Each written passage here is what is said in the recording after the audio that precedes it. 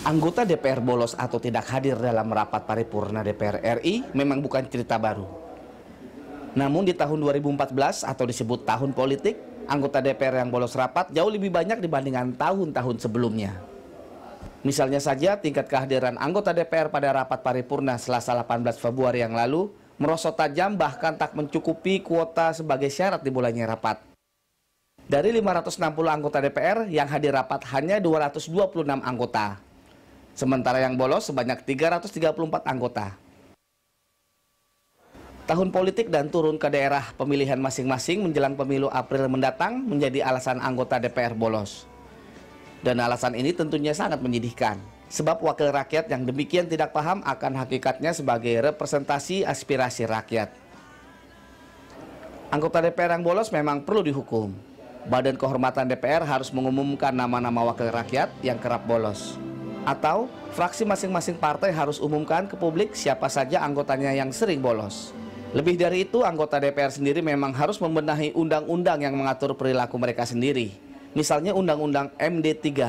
Harusnya dengan tegas menyatakan fraksi umumkan ke publik anggotanya yang sering bolos. Atau jika anggota DPR 2 kali bolos langsung dipecat.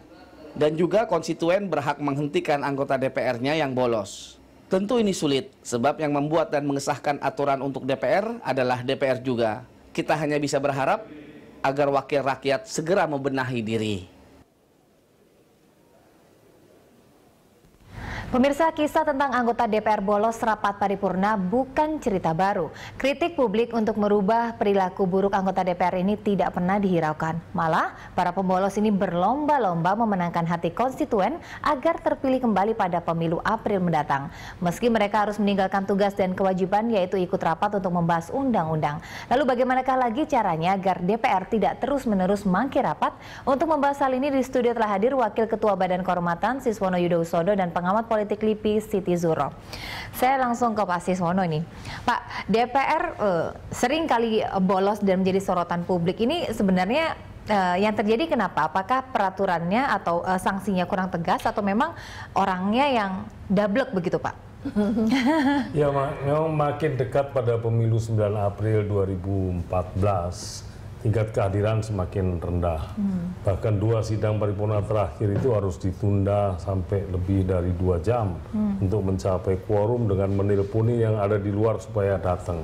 Tetapi bukan berarti karena tahun politik akhirnya dilegalkan begitu mereka tidak hadir kan, Pak? Oh tidak, sama sekali tidak. Kalau sanksi-sanksi terhadap mereka yang melanggar aturan-aturan yang sudah ditetapkan tetap dikenakan. Tapi kita bisa memahami ini adalah DPR pertama dengan sistem yang duduk suara terbanyak.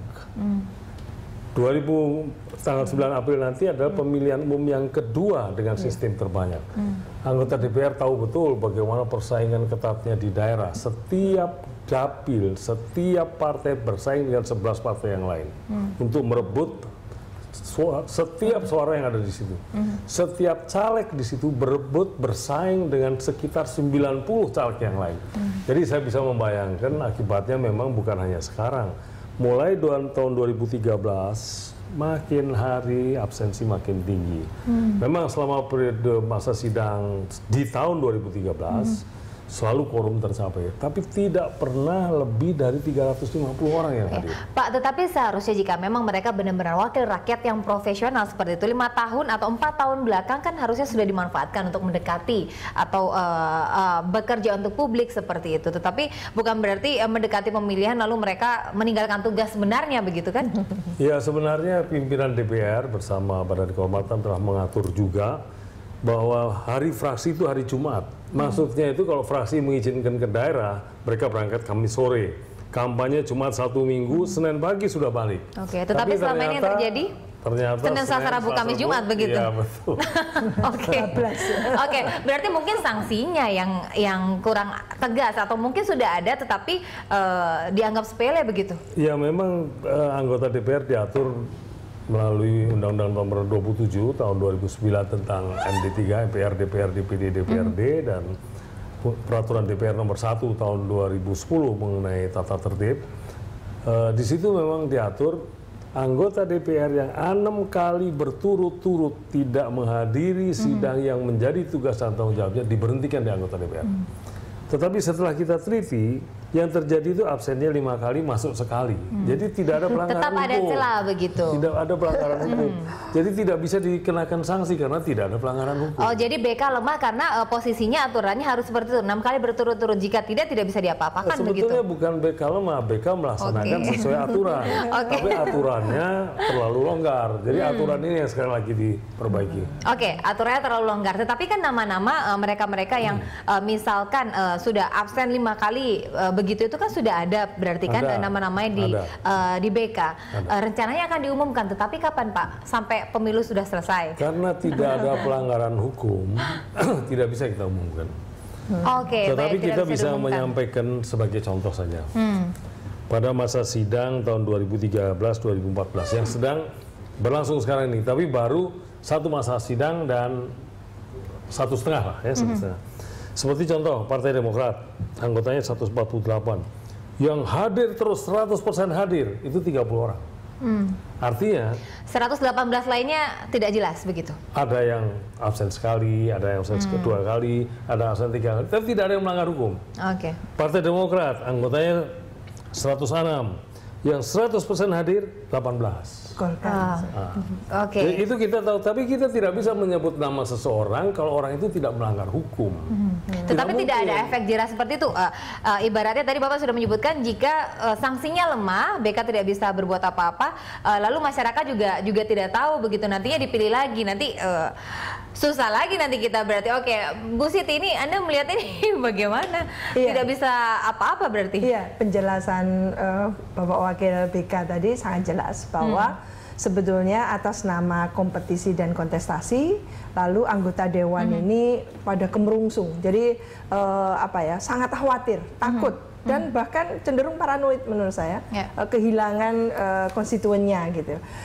Dan yang kedua, memang ini digunakan karena atas nama law enforcement yang rendah sekali. Jadi tiadanya atau penegakan hukum yang sangat lemah di internal parlemen itu yang menyebabkan mereka semakin menikmati ya peluang-peluang atau kelonggaran-kelonggaran yang diciptakan sendiri. Tatip itu sangat, menurut saya sangat bisa tidak menjadi bisa disiasati ya, bahasa sopannya seperti itu. Sehingga mungkin karena itu sengaja 6 kali berturut-turut ada kata-kata seperti itu. Kan cukup ya, 1, 2, 3. Tidak ada hitungan 1, 2, 3 sampai 6. 1, 2, 3 itu sudah warning yang keras sekali terjadi. Karena bagaimana kita mengukur kinerja kalau yang bersangkutan tidak menunjukkan satu disiplin ya. Profesional itu disiplin biasanya gitu. Nah, ini yang menurut saya kesempatan terakhir bagi rakyat Indonesia untuk memberikan peluang anggota-anggota dewan dengan kualitas yang semacam ini. Karena pemilu kita ini ke-4 kali. Kita tidak memberikan toleransi lagi ya. Tetapi permasalahannya masyarakat tidak tahu siapa-siapa saja yang suka membolos seperti itu. Ini masyarakat menjadi domainnya media ya, domainnya media untuk memberitakan yang benar tadi itu. Media berperan sangat krusial untuk memberikan pengetahuan, untuk memberikan pencerahan kepada masyarakat, informasi yang utuh tentang bagaimana kiprah dari anggota dewan, berhubung BK tidak bisa menerangkan atau tidak memberikan satu keterangan pada publik. Menurut saya civil society melalui media punya peran yang penting. Media, tetapi seharusnya sebagai badan kehormatan ini memiliki peran lebih besar ini Pak.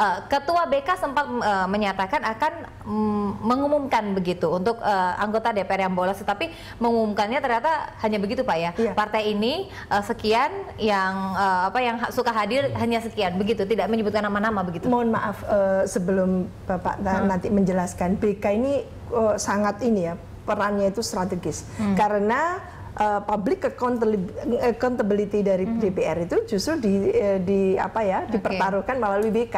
Dan BK ini dibentuk untuk bagaimana meyakinkan pada masyarakat, trust building masyarakat itu terbangun dengan sendirinya karena kehadiran beliau ini sebagai BK. Pak Siswono, bisa dijawab begitu? Ya, memang terhadap mereka yang sudah divonis pasti diumumkan. Dan data-data divonis untuk perkara hukum seperti itu. Karena ada pelanggaran. Karena ada pelanggaran. Tapi etik di Badan Kehormatan tidak boleh menerangkan seseorang yang tidak melanggar hukum atau suatu yang sedang dalam proses. Karena prinsip hukum kita itu kan praduga tidak bersalah. Orang tidak bisa dinyatakan bersalah sebelum dibuktikan bahwa dia bersalah. Sehingga kita tidak bisa mengumumkan nama orang-orang yang memang tidak melanggar hukum. Tetapi data di Badan Kehormatan terbuka setiap saat. Begitu hampir sidang, fingerprint itu computerized, kita langsung keluar. Yang hadir siapa saja? Ada. Masyarakat mau lihat, silahkan. Tetapi BK tidak bisa ngapa-ngapain juga, Pak, Kita tidak perlu mengumumkan. Oke. Nah, Nova, masalahnya menjadi lebih krusial karena dari 560 anggota DPR ini sekarang, yang mencalonkan kembali 501. Saya sendiri tidak mencalonkan lagi karena umur saya sudah 71 tahun. Seandainya tidak 71 mencalonkan lagi, Pak, ya? Belum tahu juga. Belum tahu juga, oke. Ada 19 yang nyalon lewat DPD. Jadi dari 560, 520 aktif di 9 April nanti. Wow. Ini yang menjadi persoalan. 90% ya. Oke, Lebih. Anda melihatnya bagaimana ini, Bu? Makin tidak ada yang bekerja begitu Jadi DPR. ini menunjukkan bahwa demokrasi kita tidak terukur. Karena melalui wakil rakyat tidak bisa terukur gitu ya, artinya mereka tidak sedang mempertaruhkan gitu ya kredibilitas atau profesionalismenya kepada publik, kepada rakyat, kepada konstituennya dengan kinerja-kinerjanya. Tapi yang mereka utamakan adalah bagaimana dia sambang at the last minute gitu. Jadi bagaimana dia lalu melakukan komunikasi yang intensif, atensi yang intensif, itu hitungan mungkin hitungan jam atau hitungan hari. Ini yang menurut saya perlu diperbaiki kualitas yang acak-adut seperti itu. Berbicara masalah perbaikan, dimungkinkan tidak Pak nanti jika aturan atau tatib dari DPR ini diubah, misalnya yang tadi 6 kali berturut-turut diubah seperti kuliah begitu, harus berapa persen? Jadi kalau tidak mencukupi berapa persen tidak boleh mengikuti ujian, tetapi ini tidak bisa atau diberhentikan begitu. Saat lagi Pak jawabnya. Kita harus jeda pariwara, tetap bersama kami pemirsa dalam dialog. Baik, terima kasih Anda masih bersama kami, Pak. Jika tadi kita melihat gambar itu banyak sekali kursi kosong, itu sebenarnya sangat memprihatinkan kan. Nah, tetapi untuk aturan atau tata tertib yang menurut Bapak ini lemah begitu ya, sehingga bisa dimanfaatkan, bisa tidak sih diubah begitu dengan persentase begitu supaya tidak bisa diakali begitu? Oh, sangat mungkin, tetapi pertama saya ingin mengkritik gambar itu. Saya nggak tahu gambar itu di foto pada waktu sebelum ada sidang, kursinya kok kosong 100%, nggak pernah itu kosong 100%. Ada Pak, tadi ada 2 Pak.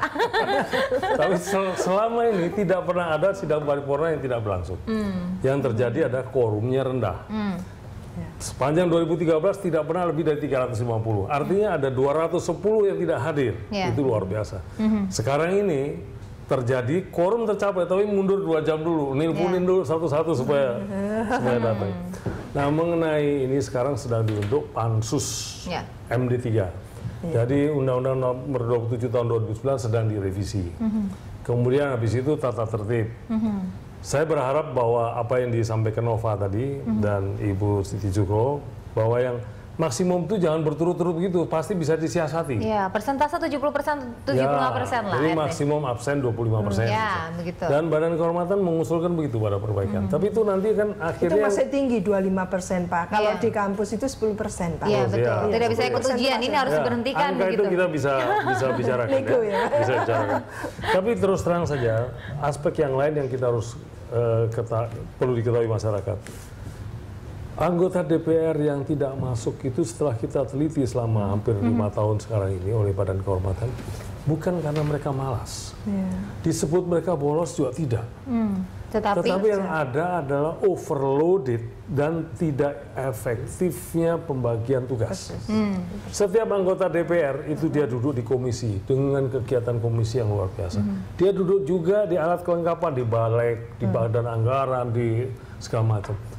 Tambah lagi banyak juga yang di struktur partai, bahkan sekjen yang mau menangkan pemilu, sibuknya luar biasa. Itu bisa tidak dimasukkan dalam aturan nanti Pak, jika menjadi anggota DPR harus melepaskan jabatan di partai begitu supaya lebih fokus. Itu sebetulnya paling bagus begitu. Tetapi akankah atau ada rencana atau hanya Pak Siswono saja ini? Oh iya, kita lihat nanti. Ini kan perkembangan proses politik itu akhirnya kan komunikasi antar fraksi ya.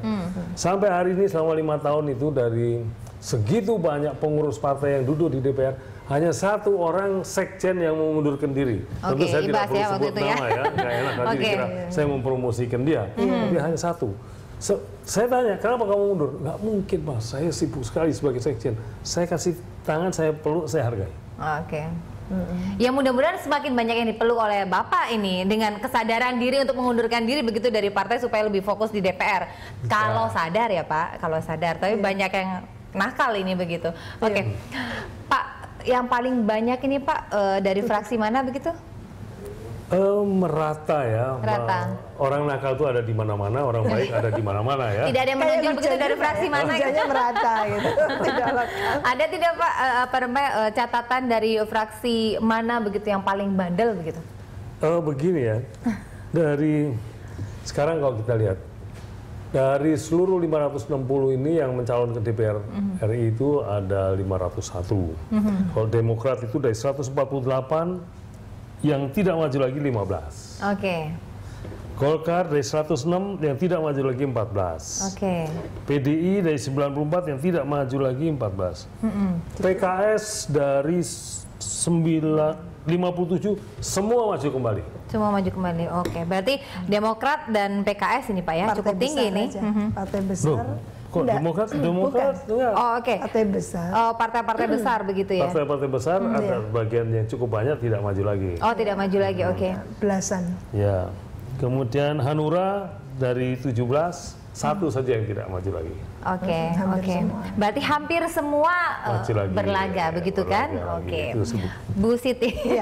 Ini bagaimana ini fenomenanya begini mau diapakan lagi? Betul. Jadi ini saatnya menurut saya kita semua civil society memahamkan, memberikan pemahaman bahwa mempertanyakan apa sih niatan atau nawa itu niat dari anggota dewan yang 90 lebih persen itu hampir 100% mencalonkan kembali itu toh nanti kosong lagi kursi-kursi itu kan gitu. Jadi harus di apa kita menakar gitu ya, menakar kapasitas mereka, integritas mereka, kredibilitas mereka, kompetensinya harus kita takar. Itu yang kita harus sampaikan ke masyarakat, kita sebarluaskan. Jadi lagi-lagi kita jangan memilih kucing dalam karung atau kita seolah-olah selemah-lemah iman, mendiamkan. Sudah jelas calon-calon yang maju ini tidak pantas. Mereka juga tidak bekerja baik.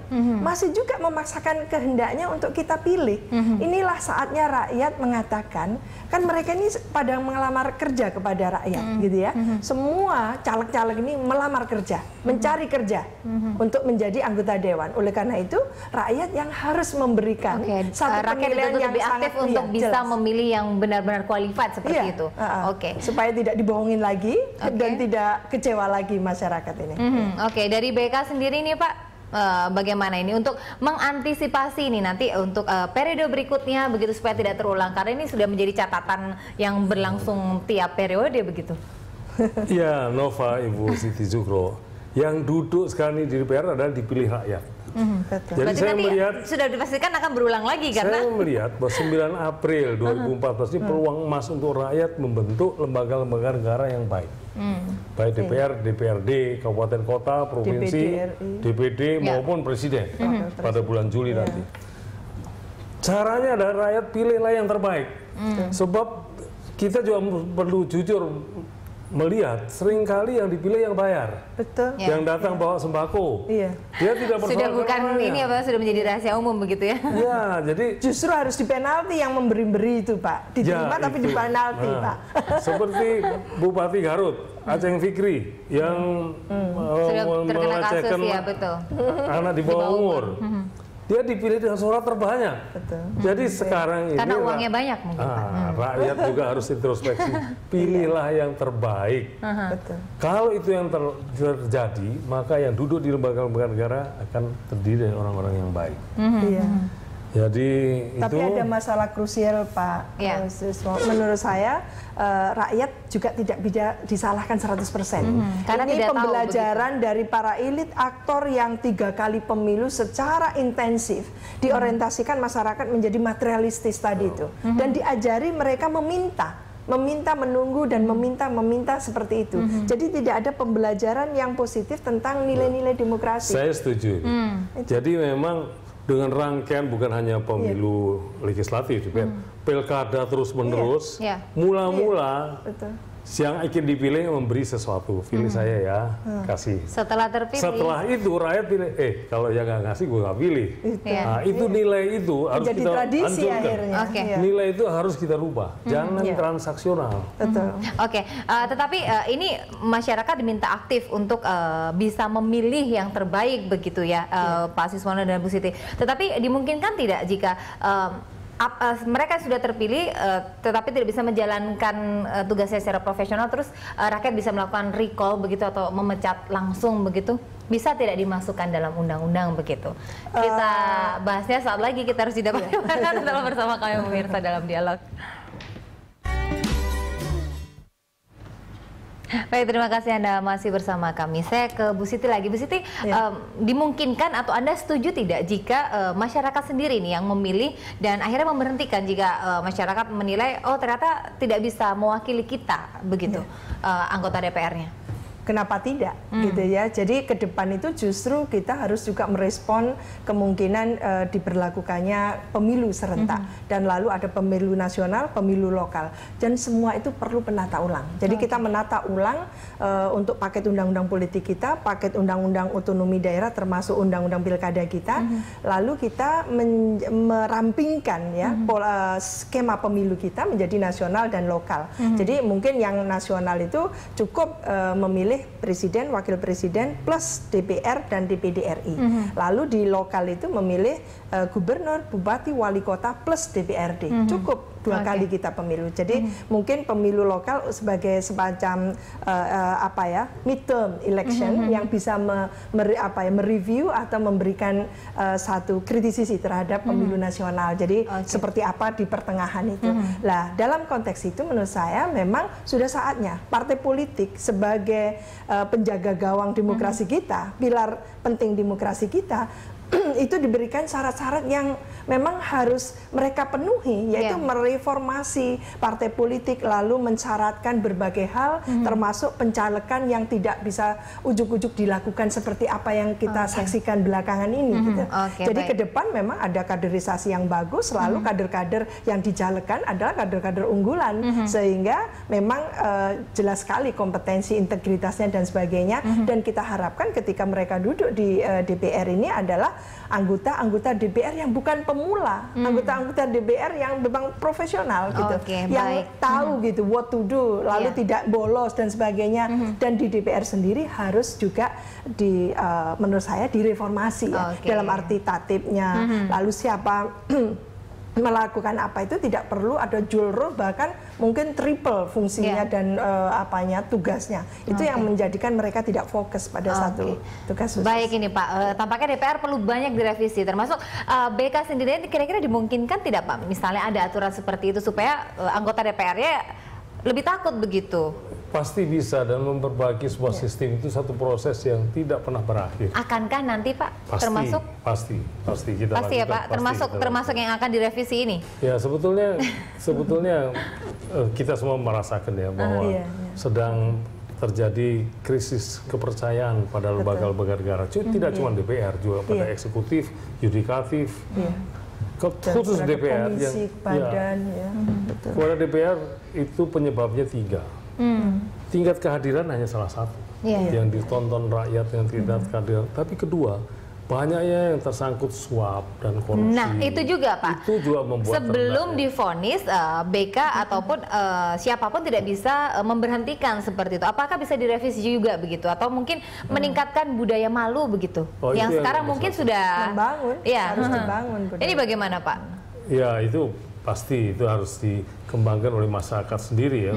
Budaya malu itu kan hukuman sosial yang paling berat ya, kalau dimiliki oleh setiap orang. Kalau dimiliki oleh setiap orang, tetapi nyatanya sekarang banyak yang sudah menjadi tersangka atau mungkin sudah dicekal tapi masih saja begitu duduk di bahkan yang buktinya sudah jelas-jelasan masih mangkir menyatakan tidak bersalah. Nah itu harus diapakan begitu supaya tidak terulang lagi begitu Pak? Sistem nilai kesatriaan untuk merasakan bahwa kalau dia berbuat salah dia harus salah. Tapi tadi saya ingin terangkan bahwa absensi salah satu. Salah satu dari sekian. Banyak yang terangkut soal korupsi. Yang ketiga, memang prestasinya yang rendah. Ambillah contoh di legislasi misalnya. Tahun 2013 itu dari prolegnas program legislasi nasional 75, yang selesai cuma 20. Oke. 2014 ini dari program A66 sampai hari ini yang selesai baru 3.